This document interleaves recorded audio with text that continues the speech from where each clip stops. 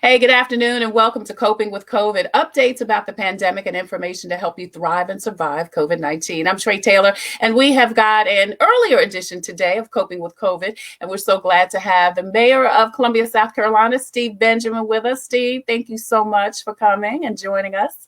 It's always good to be with you, sister, always. Thank you so much. I appreciate it. Now, don't let that title fool you, Steve. Steve is so much more than the mayor of Columbia, South Carolina. He is an internationally known influencer. I could spend all day talking about his accomplishments, but briefly, he's the president of the Conference of Mayors, co-chair of the New Leaders Initiative. He's on the Accelerator for America's advisory board. He also was praised by President Obama for his work on the My Brother's Keeper initiative. He, of course, spoke at the 2016 Democratic National Convention.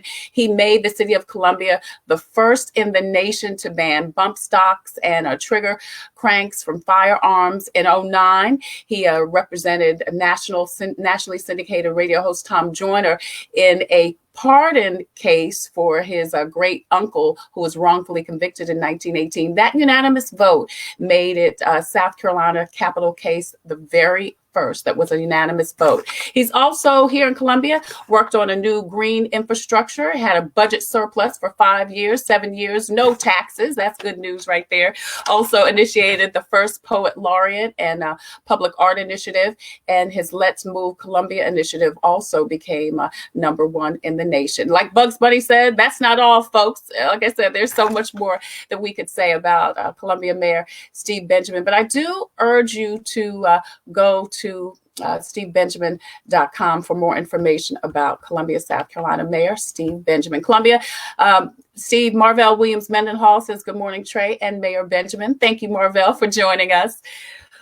So, Steve, I want to talk specifically about your task force. Now, of course, we know the governor had his Accelerate SC task force to kind of manage this pandemic, which I don't know if you like me. I just can't believe it. I can't believe that we are living in an actual Stephen King novel. you know what I'm saying?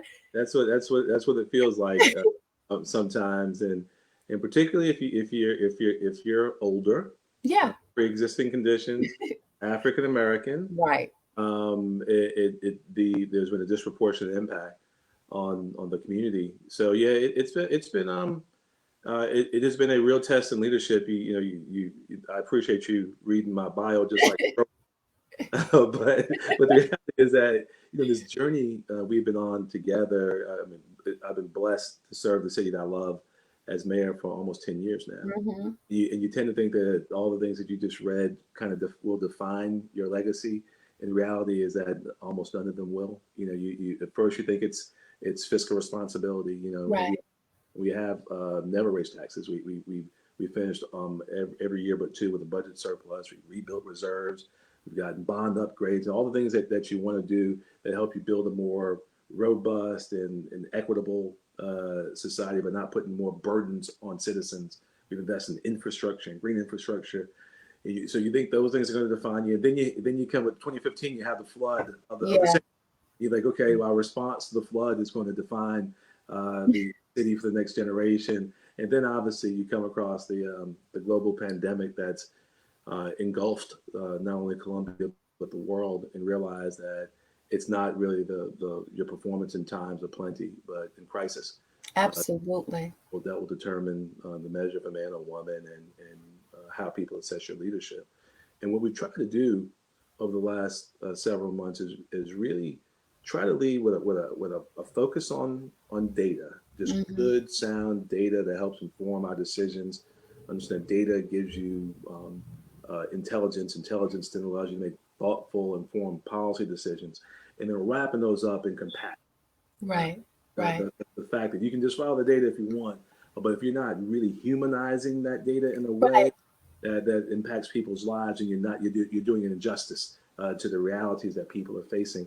So we got ahead of the governor, we got ahead of the country for that matter, and trying to be very responsive to what we knew would be some pressing needs, issues that were already real in American society before COVID-19. Right.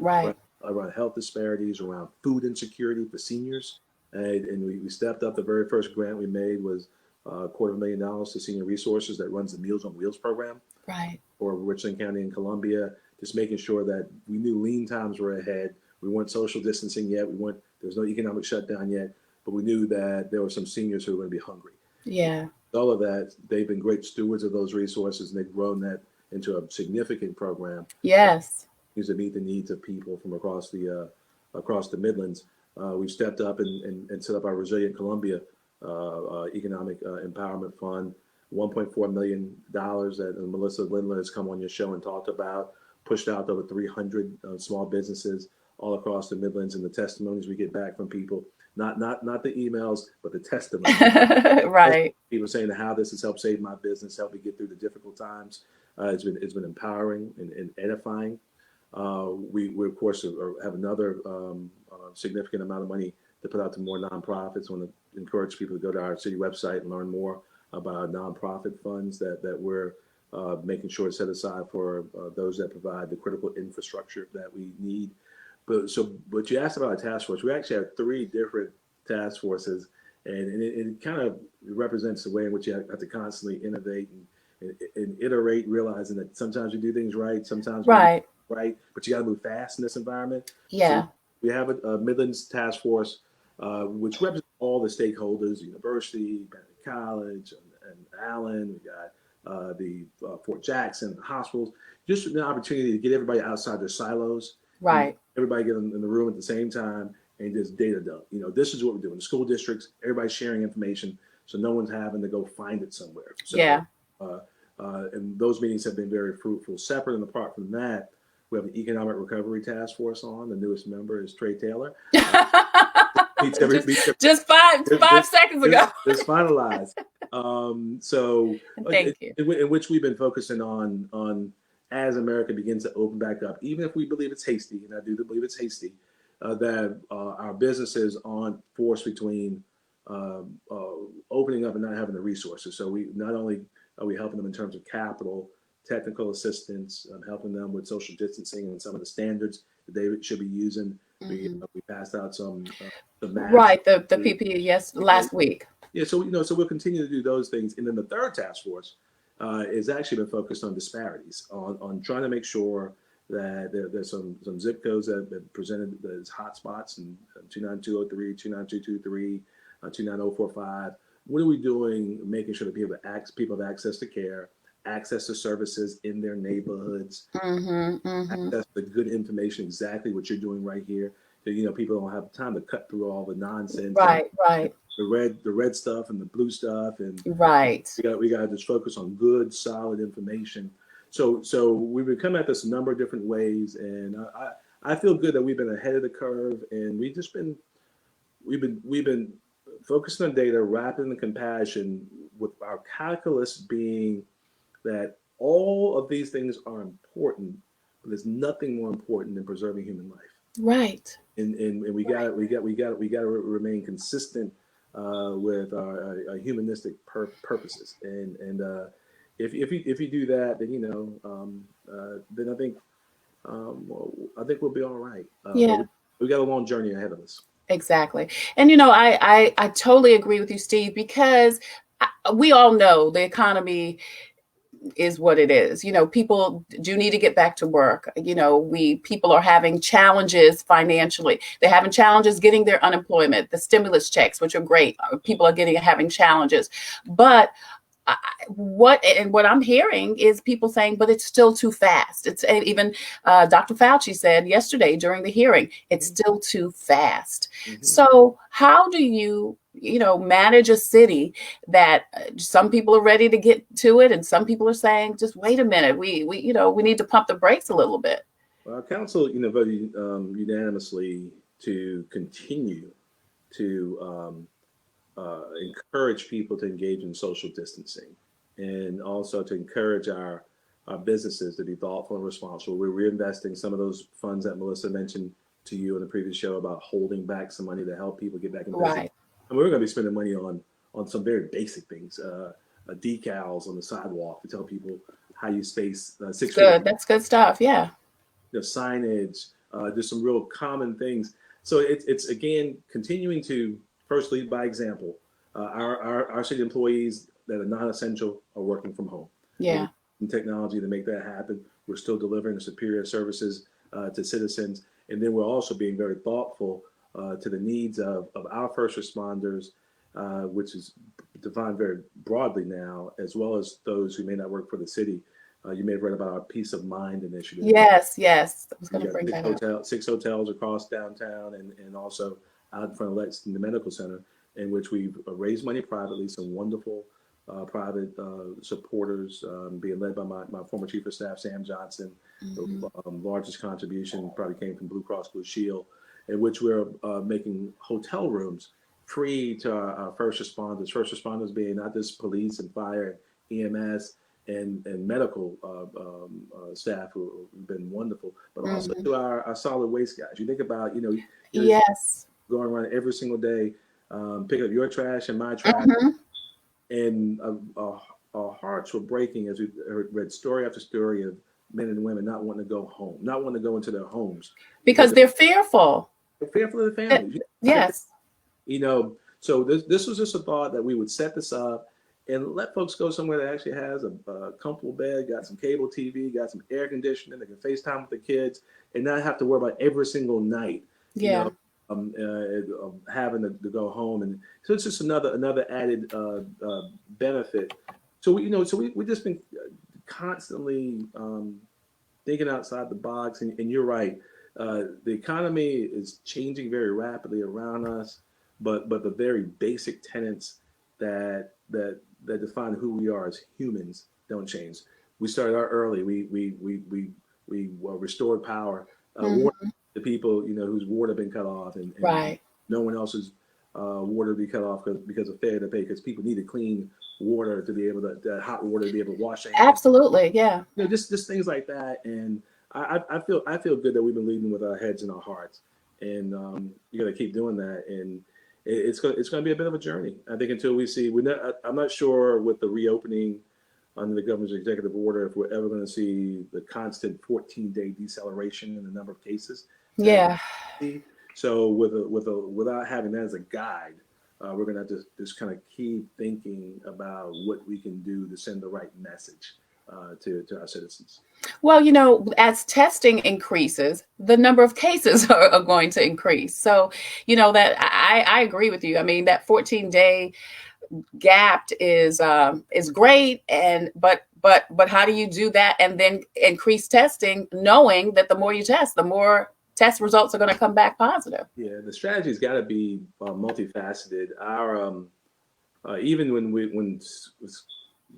we were 45th or 49th, depending on which standard you look at, in per capita testing in the country. So we're way behind. I think 1.5% of our citizens are being tested. With this new effort, with resources from the federal government, where the governor's goal is to test up to 2% of the population. So that's good, but realizing 98% are not being tested. The Yes. goal is to test as many people as possible, and this is not inconsequential.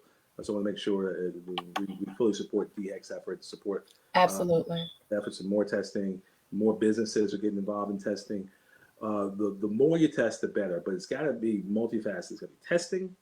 You got to contact trace the folks Yes. who someone who's positive may have been in contact with, and then you have to also have supported isolation.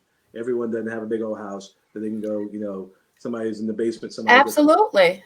Sometimes somebody got to leave the house. And you got to you have those systems in place to Yeah. support that supported isolation. So we got to do all those things. We got to walk and chew gum at the same time. Yeah. We made a heck of investment in contact tracing and training tracers as well. So we're gonna kind of stay abreast of that too. But no, we want more testing. We want more testing. We need more testing. The more testing we have, the better, and we can make informed decisions then on how we move forward. I see a question pop. Yes, I was getting ready to ask you. I was going to say hi to Jason Roberts, also F. Maxine Moses, Karen Gunn. Thank you guys so much for joining us. Yes, she wanted to know about city employees. How long, Yvette Wilder says, will city employees be working from home? Yeah, we don't know that yet. We had an opportunity to discuss it at city council meeting yesterday, and we're following the data. It's important to know that all of our essential employees are not working from home. They're Right. working every single day. Those that are working from home, we have the technology to still deliver services to citizens. I will tell you that in the interim, we are doing a great deal of things, including infrastructure for city facilities, putting up plexiglass windows and Right. changing the way in which people move and operate within those facilities, giving people the spacing between office spaces in the office space to make sure that we can adhere to new social distancing guidelines. So there's a whole lot going on, preparing for that day when we decide that we're going to actually move forward. Our priority as an employer, just as we would ask any other employer, is to make sure that our employees are healthy and safe. Yes. That we're protecting them. Oftentimes we tend to think about bureaucrats as robots and everything else. And we've kept every single one of our employees, including those that work hourly, on payroll this entire time. No one's had to take leave. Folks are working from home. I'm sure some are working harder than others. Any place you all work too, but it's we try to take again a very thoughtful approach to this. And when we see it's clear and feel it's clear for our folks to return to work safely, our first priority as an employer is to them and their families. We'll bring folks back in. So we'll just keep our eyes on that. Dina Marie, thank you so much for joining us. Steve, we have another question. I know you've got to run. She wants to know, Sonia Woodard, is it possible to bring testing to St. Andrews? Sure. And I got another, I can work another 10 minutes or so. Okay. Thank you. Well, there will be testing very shortly. Keep your ears out. I'm not sure if it's been made public yet. In the next week or so, at one of the elementary schools off of Broad River Road. Okay. So keep your ears to the media, and I'll be pushing out something on that too. But at one of the elementary schools in the St. Andrews area, they'll be testing as soon as next week that Prisma Hospital is doing. Great. All right, Sonia, thanks for the question. Maxine Moses says the other issue with testing is those people that are asymptomatic. People aren't trying to get tested. Yeah, it's interesting when you come across folks who everybody. I've come across more and more people lately who want to get the antibody testing as opposed to actually being tested for the virus. Right. I think psychologically we want good news, don't want bad news. We want to hear, okay, maybe I had it and I'm good now. Right. As opposed to the fact that I actually have that it. I have it, yeah.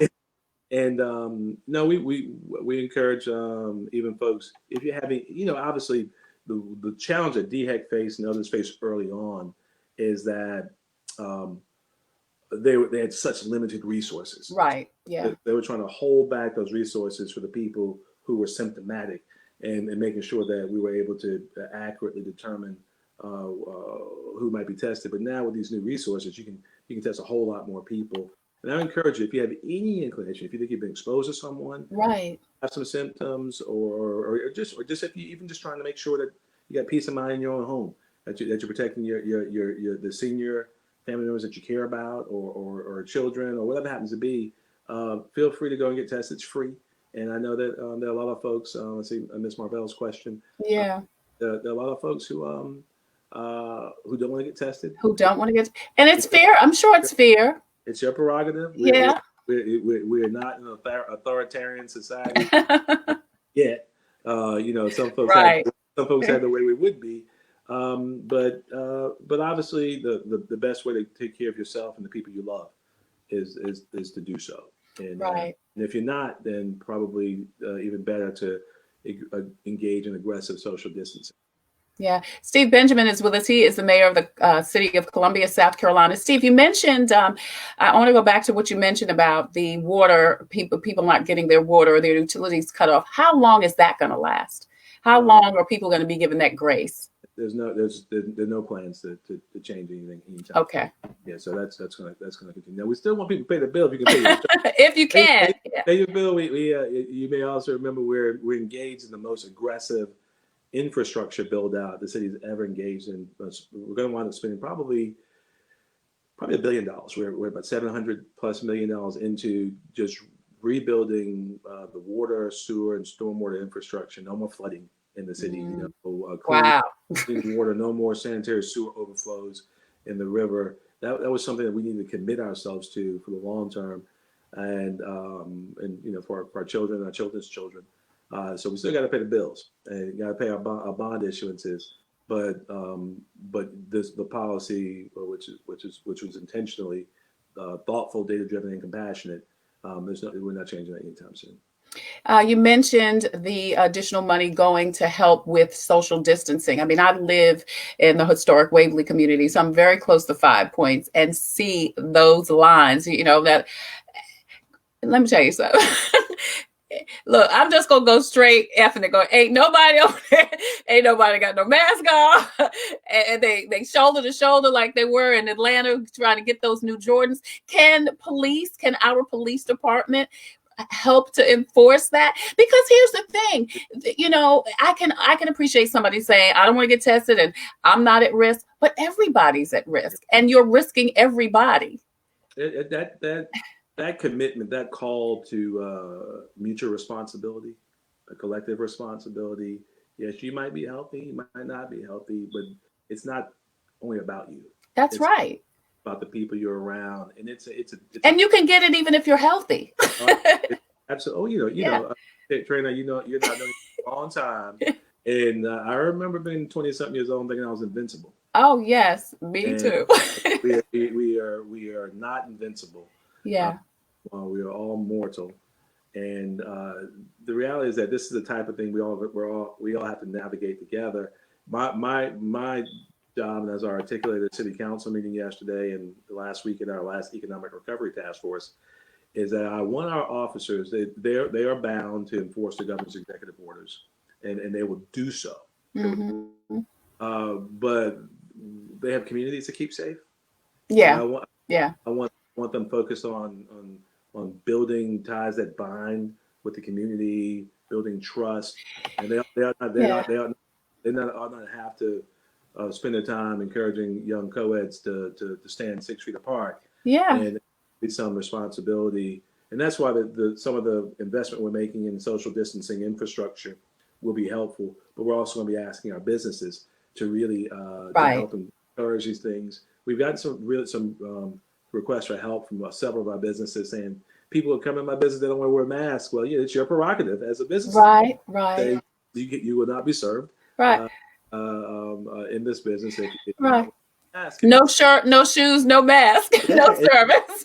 Exactly. So it's we're in some interesting times. Yes. So our officers and fire marshals will do what they're supposed to do, but I don't want them spending a disproportionate amount of their time trying to make people do what they're supposed to do, and also not criminalize public health. We've seen around the country in New York City in parks or in DC and other places, some of the intersectionality between systemic racism and other issues in law enforcement that we've worked really hard to build a strong and equitable and thoughtful 21st century police department under President Obama's leadership. You don't want to start criminalizing what people should be doing. Absolutely, yeah. So it's a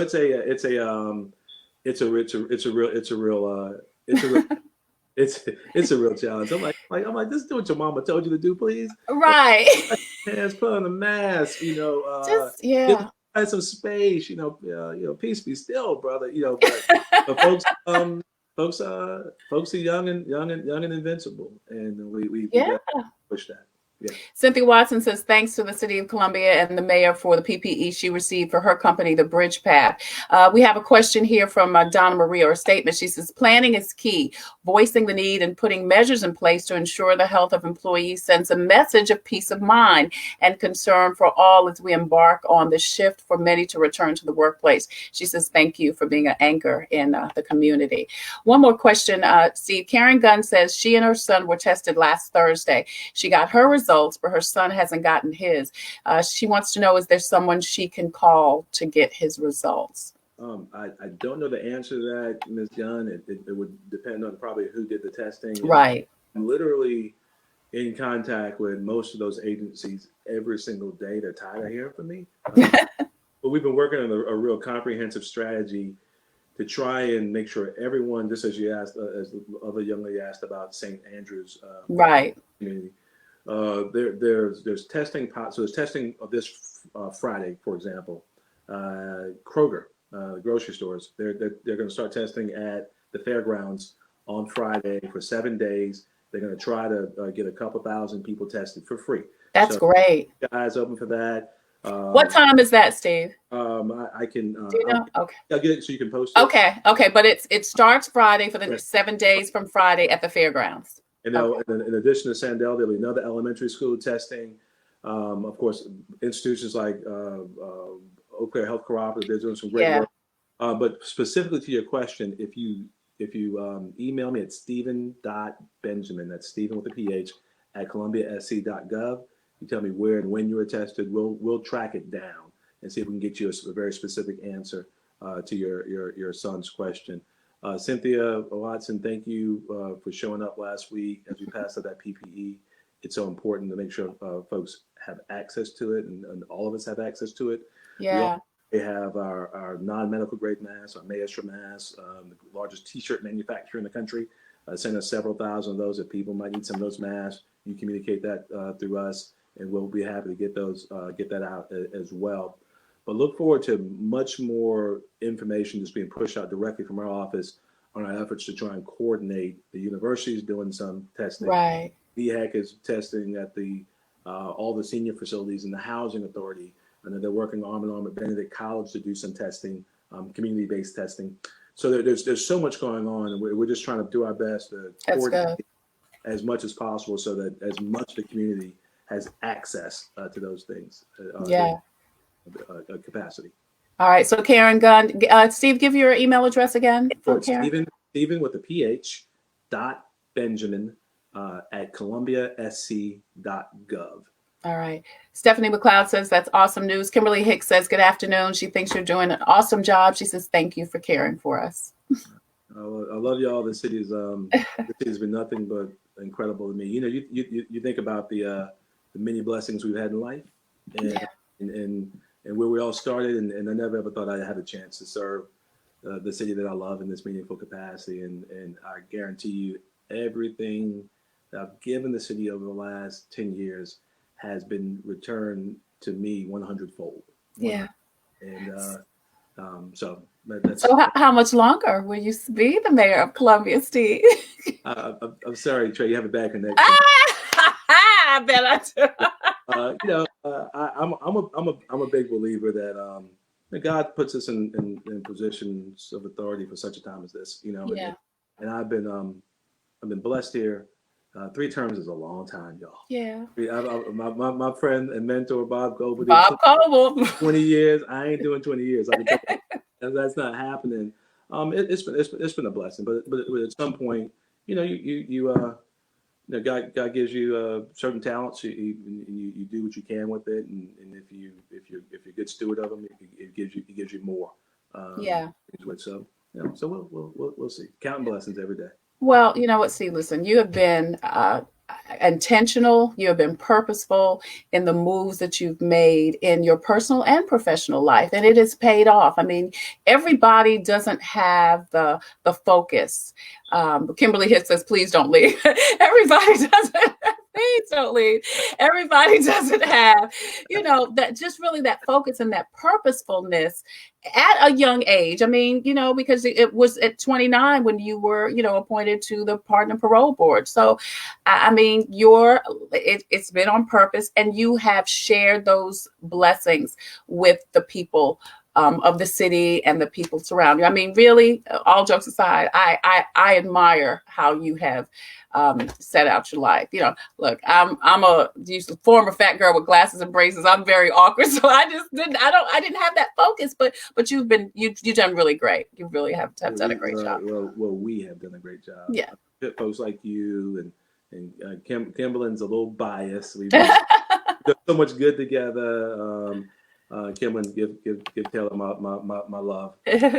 Well, we've done a lot of good together, and the reality is that if you aspire for this city or any city you live in to live up to its true potential, that city has to become a platform for real human potential. I mean, a city for all people, and that's what we've been trying to focus on over these years. And I feel we've made some progress. You know, we just got to keep pushing. We just got to keep pushing and don't take our eyes off the prize. Ernest E. Middleton says, thank you for your service. Tom Hall says that we're lucky to have great leadership during this crisis. Absolutely. And Kimberly Hicks says she will. All right, Steve Benjamin, the mayor of the city of Columbia. Steve, can you give your contact information one last time if people want to get in touch with you and have more questions or comments? So an email is the very best way right now, obviously, since most of us are working remotely. And that's Stephen, STEPHEN .Benjamin, BENJAMIN at columbiasc.gov. All right. If you want more information or want to contact Mayor Steve Benjamin, please contact him on the email that he just gave. Please continue to post and share so more people can hear the message from our mayor of Columbia, South Carolina, Steve Benjamin. We'll try to get you back on. We'd love to get you back on as more information is available. What were you going to say? You look like you have a comment. I was going to say, and for non-formal requests, you can always follow me on Twitter, Steve Benjamin, SC. Right. Pick out what I made for dinner last night. You can always put Steve Benjamin SC on Instagram. Right. We saw the beautiful mimosas that you made for DeAndre on Mother's Day. That was nice. Yeah. I see Ms. McLeod's question there. Right. Yes. I was going to ask a question. About PPE. That is becoming a constant question that we're having. There's some great business. So, for example, the giveaway that Ms. Watson mentioned earlier, we did that in partnership with a company called SC Health, a local company that's moving millions of pieces of PPE all across the country right now. And in addition to other resources, there's a very specific need to help local small businesses that if they can get access to personal protective equipment, it's very expensive. Yes. Usually it's almost impossible to get it in smaller quantities unless you're ordering in bulk. So I expect that we'll have to stand in the gap there as well and get a hold of those resources and make them available to businesses. So shoot me an email. I've literally had 3 or 4 in the past day or so. So, you can usually use that as a pretty good indicator, kind of a canary in the coal mine of what the larger needs might be as people try transitioning back.